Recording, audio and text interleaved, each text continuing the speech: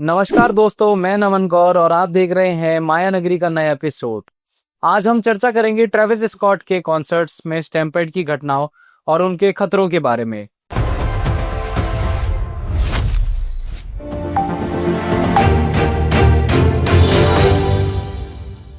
Travis Scott अपने जोशीले ऊर्जा से भरे लाइव परफॉर्मेंस के लिए मशहूर हैं, लेकिन कई बार उनकी परफॉर्मेंस में भीड़ नियंत्रण से बाहर हो गई है, जिससे जान और माल का नुकसान हुआ। सवाल यह है कि क्या भविष्य में भी ऐसा हो सकता है और इससे कैसे बचा जा सकता है। सबसे पहले बात करते हैं एस्ट्रोवर्ल्ड फेस्टिवल 2021 की। 5 नवंबर को टेक्सास के ह्यूस्टन में करीब 50,000 लोग मौजूद थे। जैसे ही ट्रेविस मंच पर आए, भीड़ ने स्टेज की ओर धक्का मुक्की शुरू कर दी।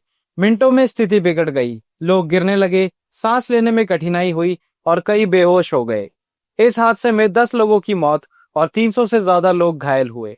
जांच में पता चला कि आयोजकों ने पर्याप्त सुरक्षा इंतजाम नहीं किए थे, इमरजेंसी एग्जिट सीमित थे, सुरक्षा स्टाफ की ट्रेनिंग अधूरी थी और कॉन्सर्ट भीड़ नियंत्रण के बावजूद जारी रही। ट्रेविस स्कॉट पर आरोप लगे कि उन्होंने भीड़ को शांत करने की बजाय उन्हें और उत्साहित किया। इस घटना के बाद 1500 से ज्यादा मुकदमे दर्ज हुए। एस्ट्रोवर्ल्ड के पहले भी ट्रेविस के शो में हिंसा और भीड़ नियंत्रण की समस्या रही थी। 2015 में शिकागो में उनके एक शो में दर्शक सुरक्षा बैरियर्स तोड़कर मंच के पास आए, कई घायल हुए। 2017 में अरकानसस और 2019 में एस्ट्रोवर्ल्ड के पहले एडिशन में भीड़ नियंत्रण की समस्याएं देखने को मिली।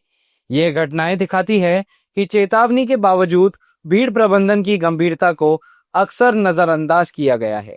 भविष्य की संभावना पर विशेषज्ञ कहते हैं कि जब तक भीड़ प्रबंधन, आपातकालीन प्रतिक्रिया और सुरक्षा उपायों में सुधार नहीं होता, जोखिम बना रहेगा। म्यूजिक फेस्टिवल्स में हजारों लोग एक सीमित क्षेत्र में होते हैं। जैसे जैसे भीड़ घनी होती रहती है, धक्के मुक्की, गिरने और ऑक्सीजन की कमी का खतरा बढ़ता है। एस्ट्रोवर्ल्ड के बाद अमेरिका में कई शहरों ने नए सुरक्षा दिशा निर्देश लागू किए। Crowd density mapping, real time monitoring और इमरजेंसी पॉज सिस्टम जैसे तकनीकें अब बड़े इवेंट्स में जरूरी है। आयोजकों को क्राउड कंट्रोल प्लान जमा करना होता है, जिसमें यह बताया जाता है कि इमरजेंसी के समय भीड़ को कैसे निकाला जाएगा और कैसे मेडिकल सहायता दी जाएगी। लेकिन खतरा पूरी तरह खत्म नहीं हुआ। इसका सबसे बड़ा कारण है फैन कल्चर। ट्रेविस के फैंस खुद को रेजर्स कहते हैं, जो म्यूजिक के साथ पूरी तरह झूमते हैं। ट्रेविस भी अपने शोज में रेज को प्रोत्साहित करते हैं। यही ऊर्जा अगर नियंत्रण से बाहर हो जाए तो जानलेवा स्थिति बन सकती है। इतिहास भी दिखाता है कि सिर्फ ट्रेविस ही नहीं, बल्कि कई आर्टिस्ट के कॉन्सर्ट्स में ऐसी ट्रेजेडीज हो चुकी है। 1979 में द हू, 2000 में रॉस्किल्ड फेस्टिवल और 2010 में जर्मनी के लव परेड में स्टैम्पेड से कई लोगों की मौत हुई। यह साबित करता है कि म्यूजिक फेस्टिवल्स में भीड़ नियंत्रण हमेशा एक चुनौती रही है। ट्रेविस स्कॉट के नए टूर यूटोपिया, सर्कस मैक्सिमस में आयोजक layered security, multiple medical tents और क्राउड जोनिंग जैसी तकनीकों का उपयोग कर रहे हैं। फिर भी फैंस की ऊर्जा और माहौल दोनों को देखकर कहना मुश्किल है कि खतरा पूरी तरह खत्म हुआ है या नहीं। हाल ही में भारत में दिल्ली भी ट्रेविस स्कॉट के आगामी कॉन्सर्ट सर्कस मैक्सिमस टूर 2025 की सूची में शामिल है। दिल्ली जैसी बड़े और एक घनी आबादी वाले शहर में स्टेज और भीड़ के आकार के कारण जोखिम विशेष रूप से बढ़ जाता है। अगर आयोजक पर्याप्त सुरक्षा इंतजाम नहीं करते हैं तो एस्ट्रोवर्ल्ड जैसी दुर्घटना का खतरा कम नहीं है। इसलिए दर्शकों को सतर्क रहना और अपनी सुरक्षा को प्राथमिकता देना बेहद जरूरी है। यह मुद्दा सिर्फ ट्रेविस तक सीमित नहीं। सवाल यह है कि क्या कलाकारों की जिम्मेदारी सिर्फ परफॉर्म करने तक सीमित है या उन्हें भीड़ के व्यवहार पर नजर रखनी चाहिए, और क्या दर्शक खुद अपनी सुरक्षा के प्रति सजग हैं?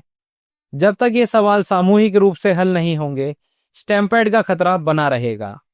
अंत में ट्रेविस स्कॉट के कॉन्सर्ट्स हमें याद दिलाते हैं कि संगीत लोगों को जोड़ता है, लेकिन जब उसकी ऊर्जा अनियंत्रित हो जाती है तो वही संगीत मौत का कारण भी बन सकता है। एस्ट्रोवर्ल्ड जैसी घटनाएं चेतावनी देती है कि मनोरंजन के नाम पर सुरक्षा से समझौता नहीं किया जा सकता। हर बड़े कॉन्सर्ट में संगीत के साथ जिम्मेदारी, संवेदनशीलता और इंसानियत की परीक्षा भी होती है। और दिल्ली जैसे शहर में आने वाले कॉन्सर्ट्स में दर्शकों और आयोजकों का सतर्क रहना बेहद जरूरी है। आज के लिए बस इतना ही दोस्तों, बने रहिए तर्कवाद से। धन्यवाद।